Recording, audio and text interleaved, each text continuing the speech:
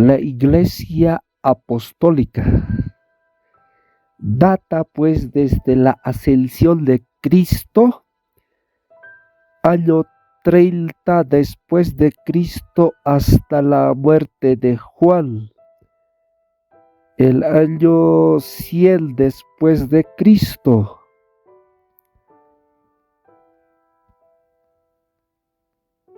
La iglesia en ese entonces cristiana, y también en toda su época, ya sea pasada, presente o futura, ha consistido y consiste todavía en todos los que creemos en Jesús de Nazaret como el Hijo de Dios, que le aceptan como Salvador personal o aceptamos como nuestro Salvador personal del pecado, y que lo obedecen como a Cristo, obedecemos a Cristo, el príncipe del reino de Dios sobre la tierra.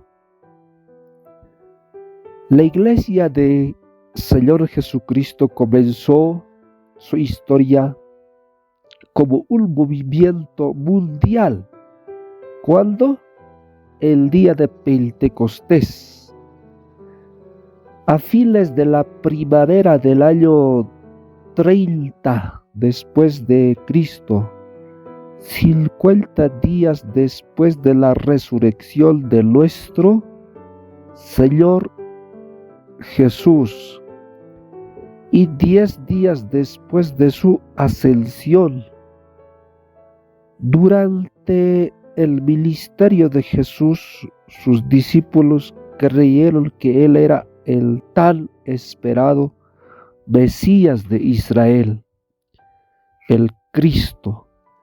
Estas dos palabras son idénticas. Mesías es una palabra hebrea y Cristo es una palabra griega, pero ambas significan el ungido, el príncipe del reino celestial. Sin embargo, aunque Jesús aceptó ese título de sus seguidores inmediatos, les prohibió que proclamasen esta verdad al pueblo en general. ¿Hasta cuándo? Hasta que resucitase de entre los muertos. Ahora, durante los 40 días que siguieron a su resurrección, les mandó, antes de que comenzaran a predicar su evangelio, que esperasen el bautismo del Espíritu Santo. Después de recibirlo, serían sus testigos por todo el mundo. En la mañana del día de Pentecostés, mientras los seguidores de Jesús, 120 en número, estaban congregados orando, el Espíritu Santo vino sobre ellos de una manera maravillosa. Tan vivida fue la manifestación que vieron descender lenguas de fuego de lo alto, que se asentaron sobre la cabeza de cada uno de los presentes. El efecto de este hecho fue triple. Lo que pasó fue: uno, iluminó sus mentes, les dio un nuevo concepto del reino de Dios, que no era un imperio político, sino un reino espiritual donde el Señor ascendido, aunque invisible, gobernaba activamente a todos los que le aceptaron por la fe. Él les dio poder al impartir a cada miembro un fervor de espíritu y un poder de expresión, de modo que su testimonio era convincente para quienes lo escuchaban. Desde aquel día, este Espíritu Divino ha morado en la iglesia como una presencia permanente, no en su organización ni maquinaria, sino como posesión de cada verdadero creyente conforme a la fe y consagración de cada uno, desde el día en que se derramó el Espíritu Santo. El natalicio de la iglesia cristiana, a la confraternidad de los primeros años se le ha llamado la iglesia pentecostal.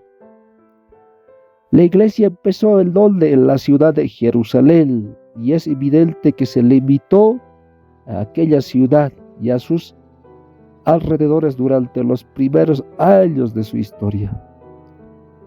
Por todo el país y sobre todo en la provincia septentrional de Galilea, había grupos de personas que creían en Jesús como el Mesías, el Rey.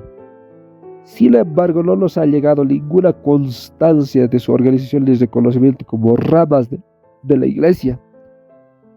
Las sedes generales de la iglesia en esa época primitiva eran el aposento alto, en el monte de Sión, y el pórtico de Salomón, en el templo. Todos los miembros de la iglesia pentecostal eran judíos, sus miembros. Y hasta donde podemos percibir, ninguno de los miembros, ni aun los de la compañía apostólica, soñaban al principio que los gentiles podrían admitirse como miembros, que sucedió a lo posterior, ¿no? Quizá tal vez imaginaron que el mundo gentil algún día se convirtiera en judío y después aceptara a Jesús como el Cristo. Los judíos de esa época eran de 3 clases y todas estaban representadas en la iglesia de Jerusalén. Los hebreos eran los que sus antecesores habían habitado por varias generaciones. El Israel, el Palestina, y eran de pura raza israelita. Al idioma que tenían se le llamaba la lengua hebrea, que en el curso de los siglos había cambiado del hebreo clásico del Antiguo Testamento a lo que se le ha llamado un dialecto arameo o sirio-caldeo. Las escrituras se leían en las sinagogas, en el hebreo antiguo, pero un intérprete las traducía frase por frase en el lenguaje popular. Los judíos griegos o helenistas eran judíos descendientes de la dispersión, es decir, judíos cuyo hogar o cuyos antecesores estaban en tierras extranjeras. Muchos de estos se establecieron en Jerusalén o en Judea y se constituyeron sinagogas para sus diversas nacionalidades. Después que Alejandro Magno conquistó el Oriente, el idioma griego se convirtió en la lengua principal de todos los países al este del mar Adriático y hasta cierto punto aún en Roma y por toda Italia. Debido a esto, a los judíos de ascendencia extranjera se les llamaban griegos o helenistas, puesto que la palabra heleno significa griego. Los helenistas como pueblo, especialmente fuera de Palestina, eran la rama de la raza judía más numerosa, rica, inteligente y liberal. Los prosélitos eran personas de sangre extranjera que después de renunciar al paganismo abrazaban la ley judaica y entraban en la iglesia judía recibiendo el rito de la circuncisión, aunque eran una minoría entre los judíos. Se hallaban en muchas de las sinagogas por todas las ciudades del Imperio Romano y gozaban de todos los privilegios de los judíos. Los prosélitos deben distinguirse de los devotos o temerosos de Dios, que eran gentiles que dejaron de adorar ídolos y asistían a las sinagogas. Sin embargo, no se circuncidaban ni se proponían observar los minuciosos requisitos de las reglas judaicas. Por tanto, no se contaban entre los judíos, aunque estos se mostraban amigables con ellos. Una lectura de los primeros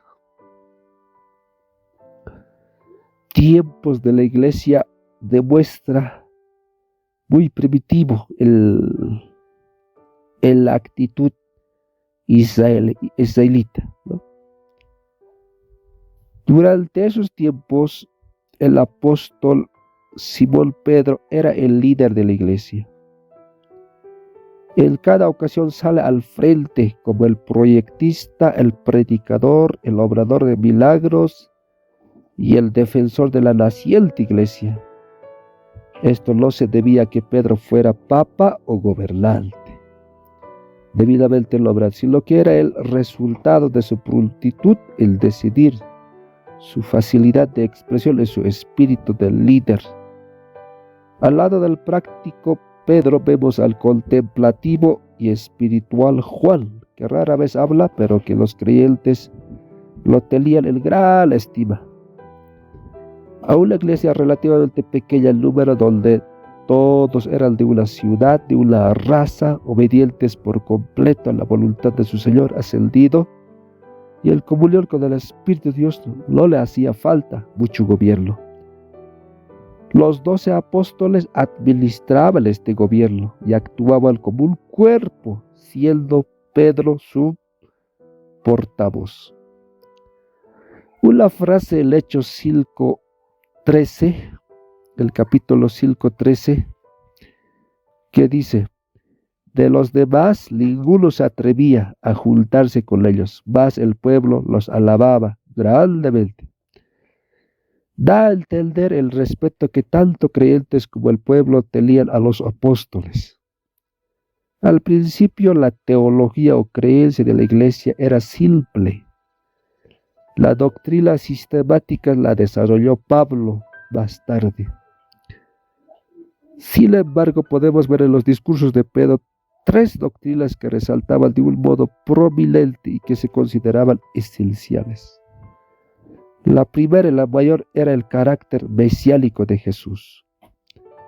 Es decir, que Jesús de Nazaret era el Mesías, el Cristo que por largo tiempo esperó Israel, que reinaba ahora en el reino invisible en los cielos. Aquí cada miembro de la iglesia debía demostrar lealtad personal, reverencia y obediencia. Otra doctrina esencial era la resurrección de Jesús. En otras palabras, que Jesús había sido crucificado, había resucitado de los muertos y ahora vivía como la cabeza de su iglesia para no morir jamás. La tercera de estas doctrinas cardinales era la segunda venida de Jesús, es decir, que aquel que ascendió a los cielos a su debido tiempo volvería a la tierra y reinaría sobre su iglesia. Aunque Jesús había dicho a sus discípulos que del tiempo de su regreso a la tierra, ni hombre, ni ángel, ni aún el Hijo mismo nada sabían, sino solamente el Padre. Con todo, la expectación era general de que su venida ocurriría pronto, aún en aquella generación. El arma de la iglesia por cuyo medio habría de llevar al mundo a los pies de Cristo era el testimonio de sus miembros, debido a que contamos con varios discursos pronunciados por Pedro y ninguno durante este periodo por otros discípulos. Podríamos suponer que Pedro era el único predicador. Sin embargo, una lectura cuidadosa de la historia muestra que todos los apóstoles y la iglesia testificaban del Evangelio. Cuando la iglesia tenía 120 miembros y el Espíritu descendió sobre ellos, todos se convirtieron en predicadores de la palabra. A medida que el número se multiplicaba, aumentaban los testigos, pues cada miembro hablaba como un mensajero de Cristo, sin haber distinción entre clérigos y laicos.